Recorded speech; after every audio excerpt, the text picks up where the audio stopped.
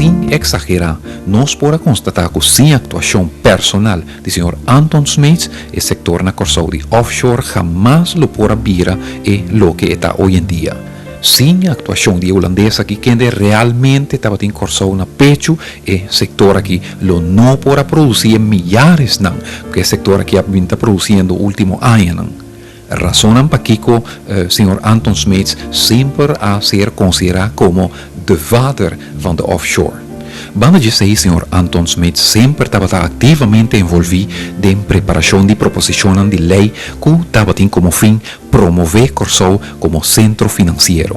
Quizás también es bom para agregar que el primer beleggingsmaatschappij grande, el primer euro-dollar financieringsmaatschappij, el primer supertanker bouw de bandera antillano, tour a bordo 13 Corsau, gracias al señor Anton Smeets.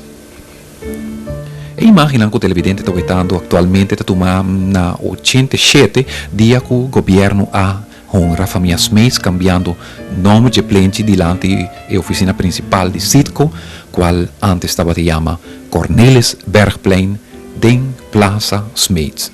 Wanneer ja, bisa de introductie de item aqui, ton de oranje o mainta temprano a morir in Amsterdam, Holanda. Onde su último deseo non tabata pela bai sossega riba nos dushi isla Corsau, isla quai tabata stima e tabata in sempre machá na pecho.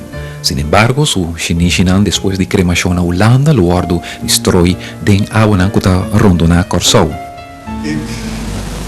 Ja, als contemplatie is misschien niet het goede woord, maar ben ik blij dat ik een steentje heb kunnen bijdragen tot de welvaart van Curaçao. Anton Gerard Smeets, morto na edad de 88 años. Amita Alex Alberto para Telenoticia.